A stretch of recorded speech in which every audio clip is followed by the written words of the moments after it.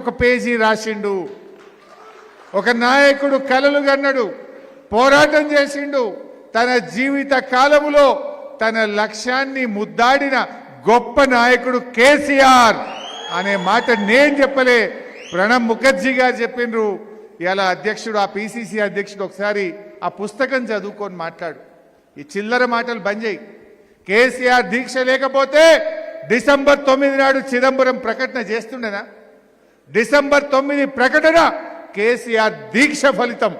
యావత్ తెలంగాణ జాతి ఒక్కటై రోడ్ల మీదకి వచ్చి తెలంగాణ అగ్ని గుండంగా మారింది.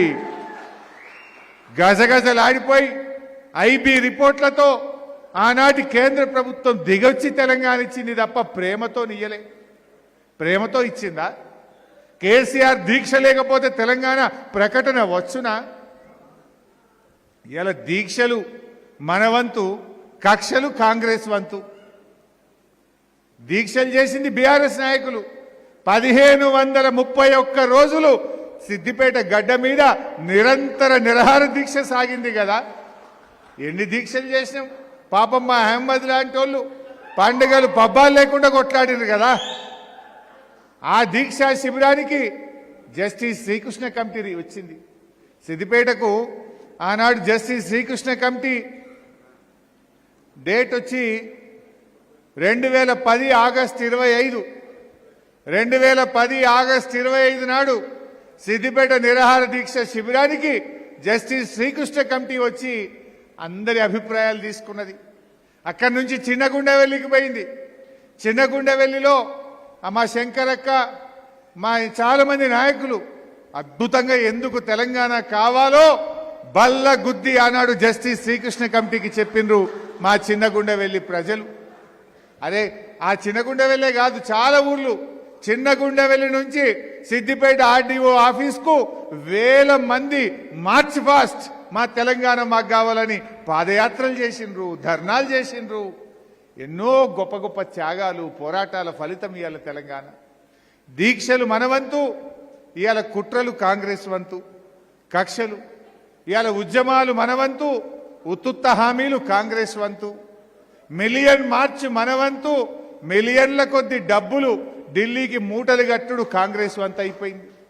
రేవంత్ రెడ్డి కూడా ఇలా మాట్లాడుతుండు. అయ్యా రేవంత్ రెడ్డి, అసలు తెలంగాణ ఉద్యమంలో నీ మీద ఒక్క కేసు ఉన్నదా? ఒక్క కేసు? మా మీద వందల కొద్ది కేసులున్నాయి. 370 కేసులున్నాయి నా మీద. నీ మీద ఒక్క కేసు ఉన్నదా? నువ్వు ఒక్కనాడన్నా తెలంగాణ కోసం రాజీనామా చేసినావా రేవంత్ రెడ్డి? రైలు రోకో చేసినావా నీ ముఖానికి? నువ్వు కూడా ఇవాళ తెలంగాణ ఏదో అడ్డిమారి గుడ్డి దెబ్బలో ముఖ్యమంత్రి అయినావు. నువ్వు కూడా మాట్లాడతావు తెలంగాణ గురించి.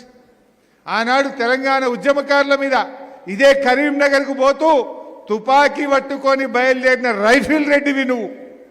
తెలంగాణ ఉద్యమ చరిత్ర రాస్తే కేసీఆర్ త్యాగాల గురించి రాస్తారు, రేవంత్ రెడ్డి ద్రోహం గురించి రాయాల్సి వస్తుంది. నీదొక బ్లాక్ పేజ్. తెలంగాణ ఉద్యమ ద్రోహివి నువ్వు.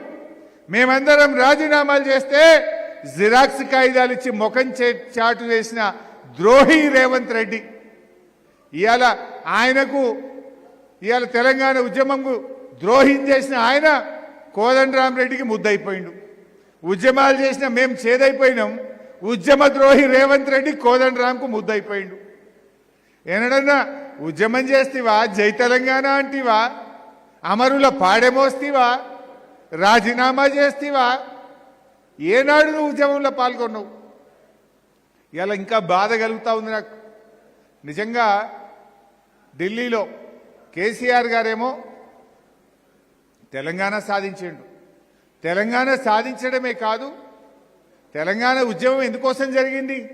జయశంకర్ సార్ చెప్పేవాడు, నీళ్లు, నిధులు, నియామకాలు.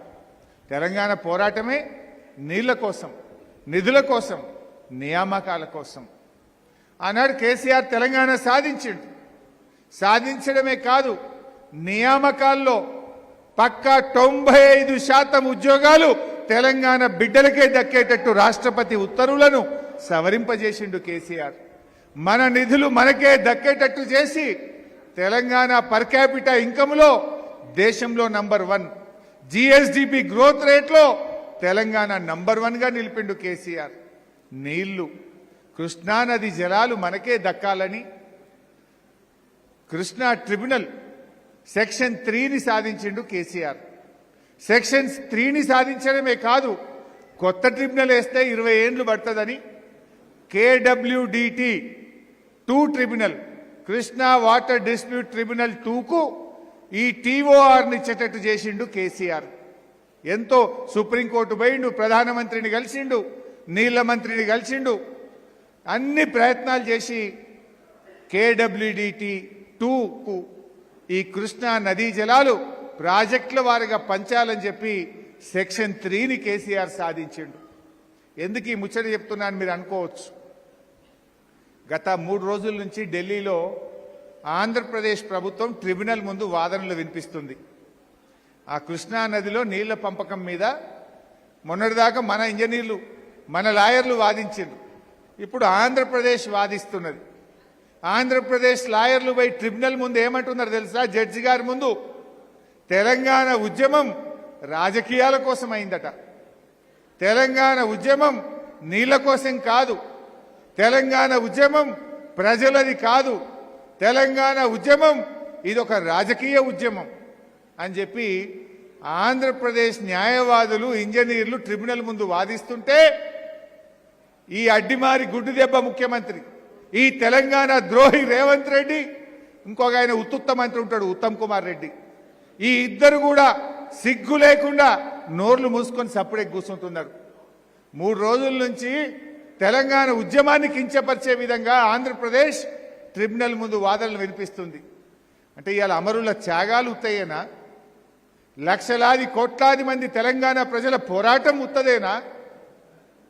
ఇవాళ మా నిరుద్యోగ యువత, మా TNGOలు, మా రిటైర్డ్ ఉద్యోగులు, మా కుల సంఘాలు, మా ఆర్టీసీ, మా సింగరేణి, మా కార్మిక సంఘాలు, మా జర్నలిస్టులు చేసిన పోరాటం ఉత్తదేనా? ఇదంతా ఉత్తదే.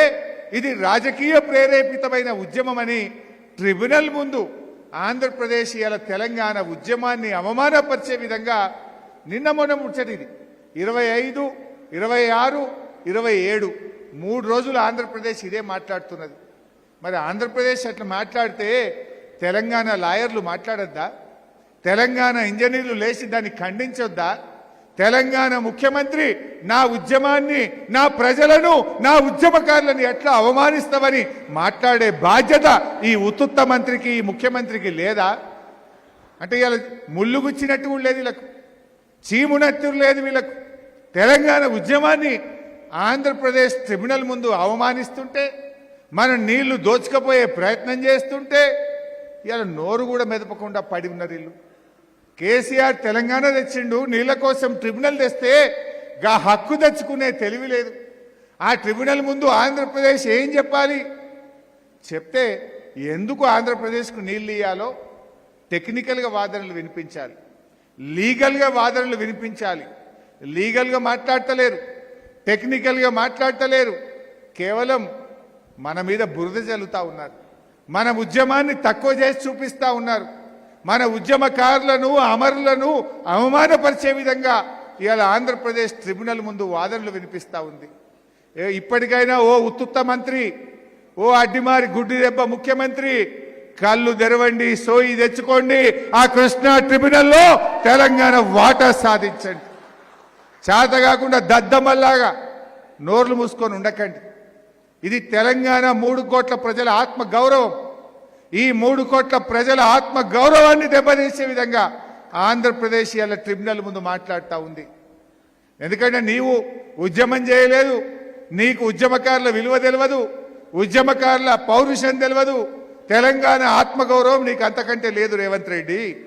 కానీ ఆ కాంగ్రెస్లో ఎవరన్నా ఉన్నోళ్ళు, తెలంగాణ సోయి ఉన్నోళ్ళు, తెలంగాణ వాళ్ళు ఎవరైనా ఉంటే ఇప్పటికైనా కళ్ళు తెరవండి, ధీటుగా ఆ ట్రిబ్యునల్ ముందు తెలంగాణ వాదనలు వినిపించాలని చెప్పి నేను ఈరోజు ఈ ప్రభుత్వాన్ని హెచ్చరిస్తా ఉన్నా.